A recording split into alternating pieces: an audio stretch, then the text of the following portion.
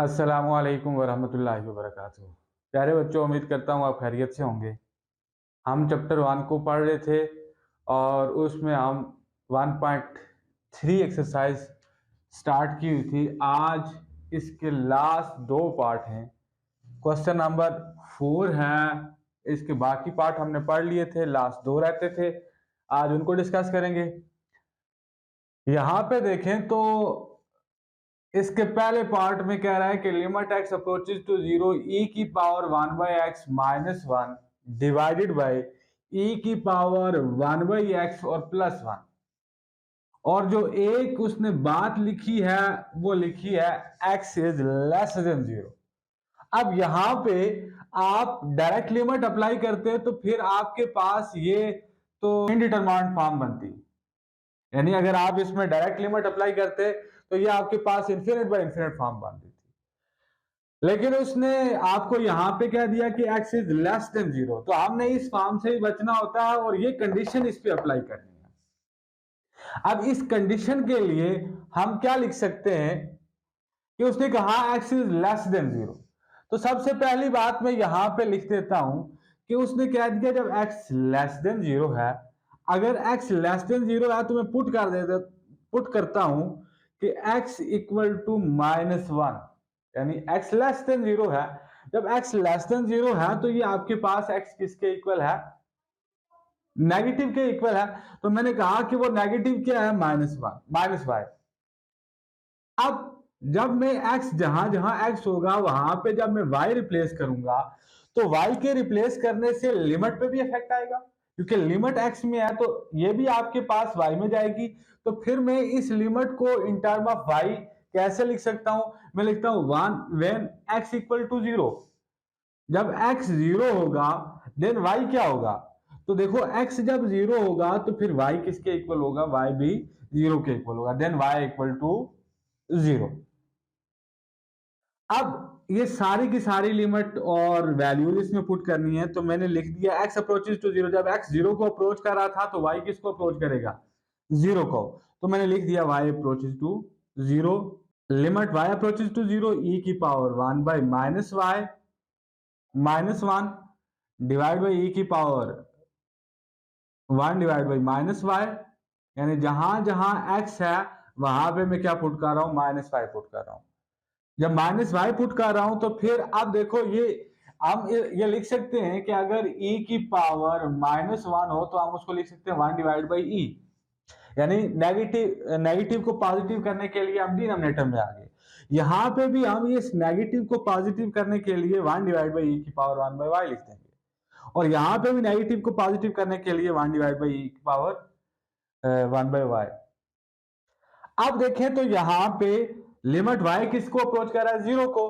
तो मैं जहां जहां y है वहां पे क्या पुट कर रहा हूं? जीरो पुट कर रहा हूं। जब मैं जहां जहां y है वहां पे जीरो पुट कर रहा हूं तो एनीथिंग डिवाइड बाई जीरो, यानी 1 डिवाइड बाई जीरो क्या हो जाएगा? अनडिफाइंड, यानी इंफिनिटी। यानी e की पावर 1 बाई जीरो इंफिनिटी, तो 1 उसी तरह अपनी जगह, ये जस्ट इसकी जगह मैंने लिखा, ये इस पोर्शन की जगह क्या लिखा? इंफिनिटी लिखा।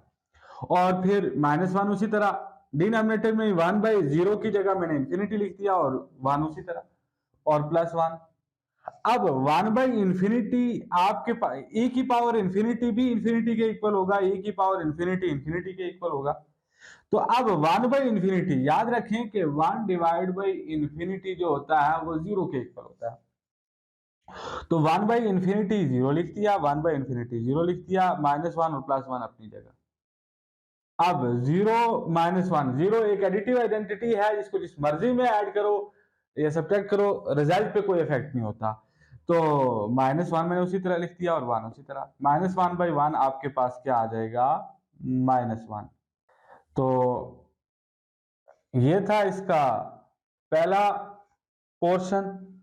दूसरे में देखें तो कह रहा है कि limit x approaches to zero e की पावर 1 बाई एक्स माइनस 1 और डिवाइड बाई e की पावर 1 बाई एक्स प्लस 1। वही बात जो ये लिखा था वही उसने यहां पे भी लिखा, लेकिन एक उसने कंडीशन चेंज कर दी कि x is greater than zero. जब x is greater than zero है तो फिर आप यहां पे क्या कर सकते हैं? कोई अलग से वेरिएबल नहीं कंसीडर कर सकते। तो मैंने क्या किया कि क्वेश्चन दोबारा से लिखा और e की पावर 1/x कॉमन ले लिया। क्यों लिया ऐसा क्यों किया कि अगर मैं डायरेक्ट लिमिट अप्लाई करता हूं तो ये इन्फिनिट बाय इन्फिनिट फॉर्म बन रही है। तो इससे बचने के लिए मैंने इसको कॉमन ले लिया, इधर था बाहर चला गया, 1 बच गया, इधर नहीं था मल्टीप्लाई और डिवाइड कर दिया, मल्टीप्लाई वाला बाहर आ गया, डिवीजन वाला अपनी जगह। इधर भी उसी तरह से ये कॉमन ले लिया, यहाँ पे एक ही था बाहर चला गया, 1 बच गया, प्लस यहाँ पे नहीं था मल्टीप्लाई और डिवाइड किया, मल्टीप्लाई वाला बाहर आ गया और डिवीजन वाला अपनी जगह। अब क्या होगा, जब ये कॉमन आ गया तो ये और ये कट जाएगा, क्या बचेगा, ये वाला पोर्शन कंप्लीट बच गया और वो मैंने उसी तरह लिख दिया। अब आप लिमिट को अप्लाई करें तो कहीं आपके पास इन्फिनिट बाय इन्फिनिट फॉर्म नहीं जनरेट हो रही। इसके लिए क्या करेंगे कि अब मैं डायरेक्ट आप यहां पे क्या कर दूंगा, लिमिट अप्लाई कर दूंगा। जब लिमिट अप्लाई कर दूंगा तो क्या आएगा कि ये 1 उसी तरह जहां जहां x है वहां पे मैं क्या पुट कर दिया, 0 पुट कर दिया। तो आपको पता है कि एनीथिंग डिवाइड बाय 0 क्या हो जाएगा, infinity, anything divide by 0 infinity. अब यहां पे देखें तो क्या आ गया कि e की पावर इंफिनिटी, e की पावर इंफिनिटी। तो आपको पता है कि e की पावर इंफिनिटी भी इंफिनिटी के इक्वल होता है, e की पावर इंफिनिटी भी इंफिनिटी के इक्वल होता है। अब यहां पे आखिरी बात रह गई है वही कि एनीथिंग डिवाइड बाय इंफिनिटी ये किसके इक्वल होता है, 0 के इक्वल होता है। जैसे मैंने बताया कि एनीथिंग डिवाइड बाय 0 ये क्या किसके इक्वल होता है, इंफिनिटी के इक्वल होता है, और एनीथिंग डिवाइड बाय इंफिनिटी किसके इक्वल होता है, 0 के इक्वल होता है। तो 1 माइनस 1/0 और 1 प्लस 1/0। तो आप 0 को जिसमें मर्जी में ऐड करें रिजल्ट पे कोई इफेक्ट नहीं होता।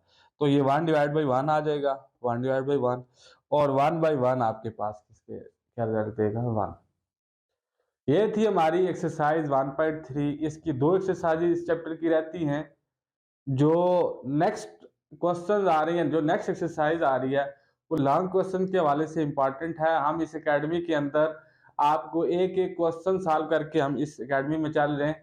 तो जो भी अगर आप किसी और बोर्ड से हैं या आपके सिलेबस के अंदर कोई डिफरेंट किस्म के क्वेश्चंस आ रहे हैं जो हमारे सिलेबस के अंदर नहीं है, तो वो आप हमसे कमेंट सेक्शन के अंदर जरूर पूछ सकते हैं।